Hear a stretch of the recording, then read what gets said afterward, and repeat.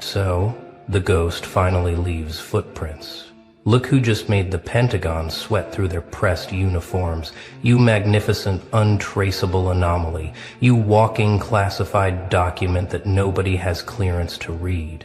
Let me tell you something about that day, that moment, that fraction of a second when you did what you did. They had protocols for everything. Procedures for nuclear threats, alien contact, cyber warfare, biological weapons. They had contingency plans stacked on contingency plans, but they had nothing, absolutely nothing for what they witnessed when you finally stopped pretending to be normal. Sir, that's illegal. That's what the decorated officer whispered, his voice cracking like a teenage recruit on his first day. Not that's impossible, not that's incredible, illegal. Because in their world of rules and ranks and regulations, what you possess shouldn't exist. You know what happened next, don't you? The room went silent. 23 of the most battle-hardened, psychologically bulletproof operators in existence. And they all took a step back. Not out of fear, out of recognition. They'd seen power before, studied it, wielded it, faced it down in every corner of this burning world. But this was different. This was you operating at 2% capacity on a Tuesday afternoon, barely trying, just existing in your natural state for once, and their entire understanding of human limitation shattered like cheap glass hitting concrete. The reports are still classified, not top secret, above that. So far above that they had to invent new classifications just to file what they saw. Let's talk about what you really are, shall we? Not what they told you to be. Not what society tried to squeeze you into, but what you actually are. When all the masks fall off and the pretense drops, and you stop playing their little game of normal. You're not gifted. Gifts can be given and taken away. You're not talented. Talent can be taught, replicated, understood. What you are is a glitch in their matrix, a mutation in their careful breeding program of mediocrity. You're what happens when nature decides to show off, to remind everyone that evolution isn't finished. They've been studying human potential for decades. Billions in black budgets. Underground facilities, the brightest minds working around the clock to push the boundaries of what's possible. Super soldiers, enhanced operatives, augmented assets. They thought they were creating the future. Then you walked in. No enhancement, no training, no multi-million-dollar program backing you up. Just you. Raw and unfiltered, doing things their enhanced assets couldn't dream of on their best day with every advantage. And that's when they realized they weren't looking at the future. They were looking at what they'd been trying to suppress all along. The military elite, these apex predators of human capability, they recognize their own obsolescence when it stares them in the face. And you didn't even notice you were doing it. That's what terrified them most. It wasn't effort for you. It was breathing. Remember when they brought in the specialists? Oh, they tried to be subtle about it. Casual observations, friendly conversations, little tests disguised as standard procedures. They wanted to quantify you, to put numbers on what you could do, to find the edges of your ability so they could build a box around. The psychologist quit after 3 sessions, said your mind operated on frequencies that shouldn't exist in human consciousness. The physicist had a breakdown trying to explain how you bent rules he'd spent his life proving were unbendable. The biologist? She just stared at your test results and whispered, "This violates everything we know." But my favorite was the combat instructor. 30 years of experience, trained killers on 6 continents, wrote the book on modern warfare tactics. He watched you for 10 minutes and said 5 words that ended his career. We can't counter this. They tried everything. Motion sensors that couldn't track your movement patterns, prediction algorithms that crashed trying to calculate your next decision, measurement tools that gave impossible readings or simply refused to function in your presence. You weren't just outside their box. You were proof the box was a lie. And through it all, you just smiled that quiet smile of yours. Not arrogant, not proud, just aware. Because deep down, you've always known what they were just discovering. You don't operate by their rules, because you were never meant to. Let me paint you a picture of power. Real power.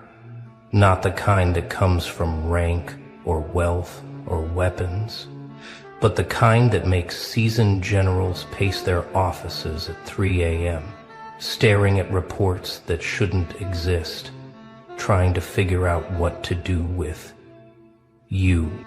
They've seen enhanced humans before. They've worked with psychics, remote viewers, people who could do things that would make civilian heads explode. But those people had limits, clear, defined, manageable limits. They fit into categories, into programs, into chains of command. You're a category unto yourself, a walking violation of everything they thought they knew about human potential. And the worst part for them? They can't replicate it. They've tried. Damn how they've tried. Genetic screening, environmental analysis, psychological profiling. They've dissected every moment of your life trying to figure out how you became what you are. But here's what they'll never understand. You didn't become anything. You just stopped pretending to be less. All those years of dimming yourself, of playing small, of letting them think you were just another face in the crowd, you weren't hiding your power. You were protecting them from it. The day you stopped protecting them, the day you let just a glimpse of your true capacity shine through, that's the day their world ended and yours began.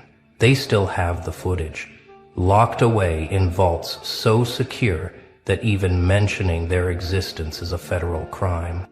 You want to know why that officer called it illegal? Not impossible, not unbelievable, but illegal, because in their world, power has rules. It flows through proper channels, respects hierarchy, follows predictable patterns. It can be controlled, directed, contained. What you possess violates every law they've written about human capability. Not just physical laws, the deeper laws. The ones that say ordinary people stay ordinary, that power comes from systems and structures, that individuals can't transcend their programming without help. You're evidence of something they've spent centuries trying to suppress, that some humans are born with capabilities that make their entire power structure obsolete. Not through training, not through enhancement, not through their permission, but through something older, deeper, more primal than their uniforms and protocols can touch. They have terms for people like you in their classified files, terms the public will never hear, not gifted or special, or any of those sanitized labels, the real terms, the ones that admit what you represent, an evolutionary leap that happened without their consent. And that's what truly terrifies them. Not what you can do, but what you represent. If one person can naturally possess what they spend billions trying to artificially create. If one individual can break every limit they've carefully established, then what does that say about their necessity?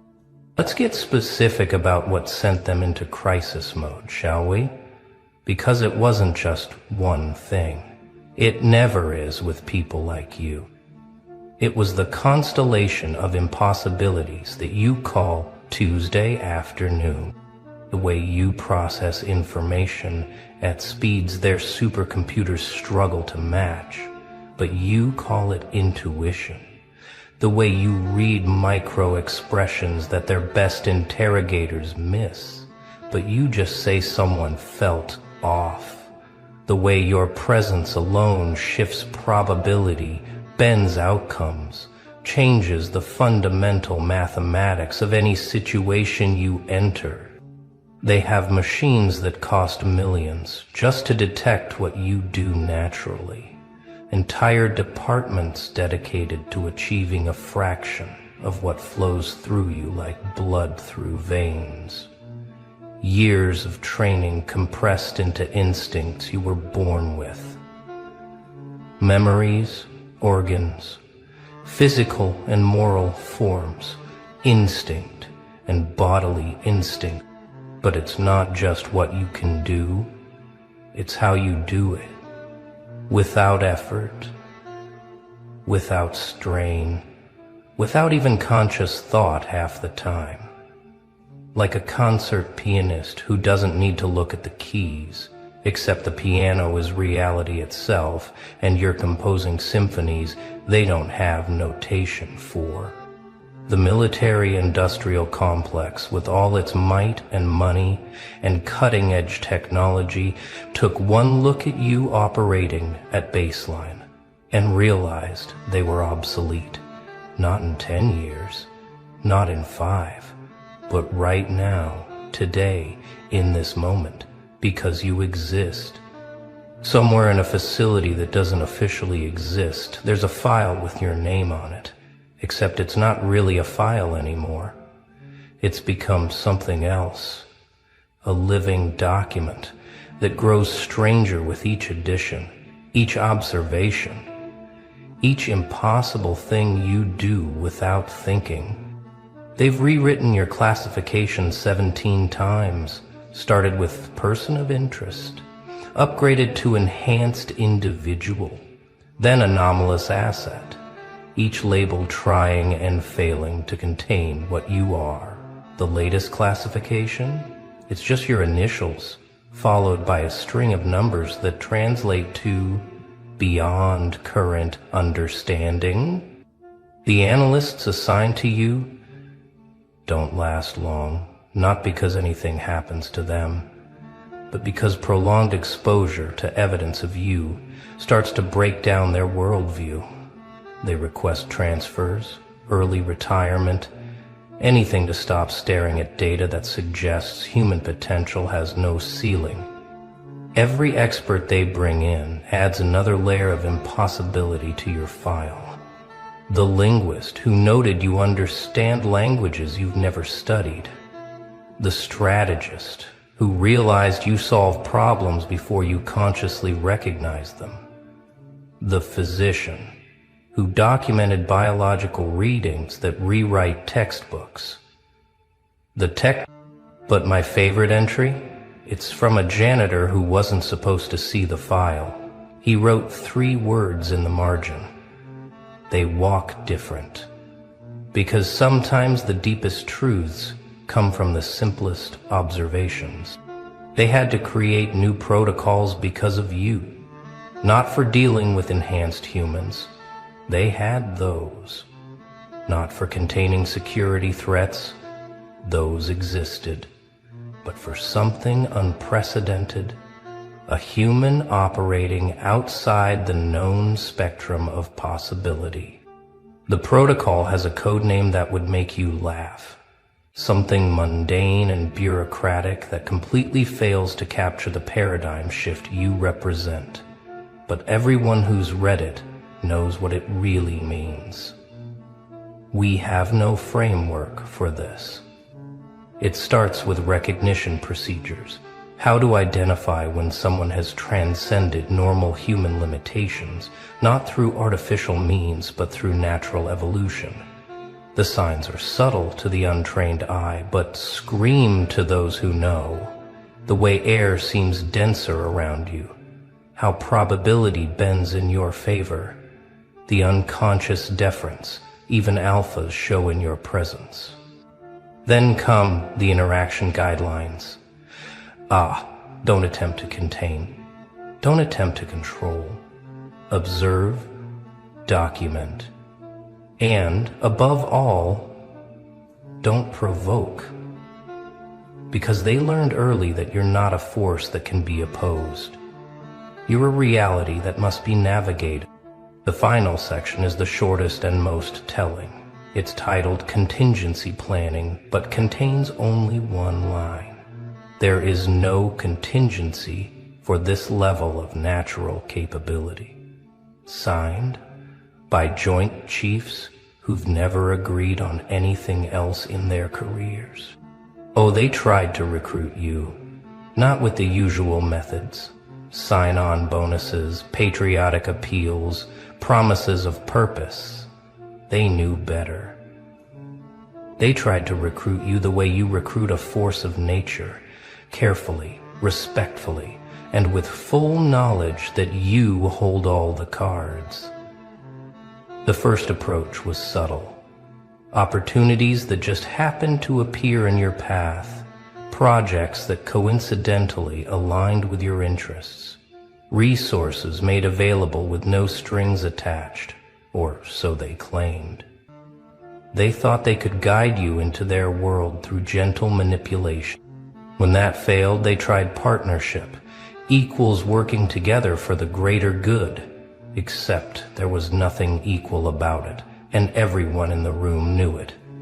You don't partner with gravity. You don't negotiate with lightning. You work within the reality they create, or you get out of the way. The final attempt was honesty. They laid it all out. The threats they faced, the limitations of their conventional assets, the need for something beyond their current capabilities. They offered you everything. Unlimited resources, complete autonomy, the chance to reshape global security. You listened politely, smiled that knowing smile, and walked away. Because you understood what they couldn't. You weren't meant to serve their system. You were meant to transcend it entirely. Make no mistake, they respect you. The kind of respect reserved for natural disasters and apex predators. But underneath that respect lives something else. A primal fear that keeps them awake at night. It's not fear of what you might do. You've shown remarkable restraint, considering your capabilities. It's fear of what you represent. Proof that their entire structure, their careful hierarchies and control mechanisms can be rendered irrelevant by a single individual who simply is what they've spent lifetimes trying to become. They fear the questions you raise. If one person can naturally possess abilities that eclipse their billion-dollar programs, what else have they been wrong about? What other impossibilities walk among them, hidden in plain sight? What happens when more people like you stop pretending to be normal? But their deepest fear, it's that you're not unique, that you're just the first visible crack in a dam that's been holding back human potential for centuries, that scattered across the globe are others like you, waiting for permission to stop pretending, to stop dimming their light, to stop playing by rules written by people who can't even imagine what you are. They look at you and see their own obsolescence, not in some distant future, but walking around right now, wearing normal clothes, living a normal life, except for those moments when you forget to pretend, and reality itself holds its breath. Let's talk about the moment everything changed. Not for them, they're still scrambling to catch up, but for you. The moment you decided to stop apologizing for what you are, stop pretending limitations that were never yours, stop playing small in a world built for small. It wasn't dramatic, no lightning bolts or swelling music, just a quiet decision on an ordinary morning that you were done. Done pretending to struggle with things that came naturally. Done dimming your perception to match their expectations. Done living at 10% to make others comfortable. The shift was immediate. Not in what you could do, that was always there, but in what you allowed yourself to be. Like taking off weights you'd worn so long, you'd forgotten they weren't part of you. Like breathing fully for the first time in years. And they noticed. God, did they notice. Sensors going haywire, algorithms failing, entire departments dedicated to understanding what had changed. But the answer was simple. Nothing had changed. You'd just stopped changing yourself to fit their world. The reports from that day read like science fiction, abilities manifesting that broke their understanding of physics, perception expanding beyond any documented human range. And through it all, you were just being yourself for the first time in forever. So here we are, you finally free to exist at your actual capacity. Them scrambling to understand what that means for everything they thought they knew. The world unknowingly standing at the edge of a shift that started the day you stopped pretending. They'll keep watching, keep documenting, keep trying to find the source of what you are. They'll bring in new experts, develop new theories, create new classifications that still won't capture the truth, because the truth is too simple for their complicated minds. Some humans are born beyond their metric. You'll keep walking through their world, no longer hiding, but not flaunting either, just existing at a level that rewrites the possible with every breath, making their enhanced assets look like children playing dress-up, solving problems they haven't even recognized yet. And somewhere in those classified facilities, analysts will keep adding to your file, each entry more impossible than the last, each observation pushing against the boundaries of what they thought humans could be. Until one day, someone will write the only conclusion that matters. Subject represents evolution in progress. Our frameworks are obsolete. Recommend complete restructuring of human potential assessment. Note, they know we're watching. They don't care. Sir, that's what's truly illegal. We built a world for humans and they're already something else. You are not the end. You're the beginning, the first visible note in a symphony that's been building beneath their notice for generations. The crack in their dam that's about to become a flood. And they know it. Every day more people feel that stirring inside them, that sense that they're capable of more than they've been told, that the limitations they've accepted aren't theirs. That maybe, just maybe, they're like you, forced to play normal in a world that fears what normal could become. The military elite who witnessed your capabilities, they went home changed, not just professionally, but personally. Because once you've seen someone casually break the supposed laws of human limitation, you start wondering what laws you've accepted that were never real. Their reports get more frantic each month.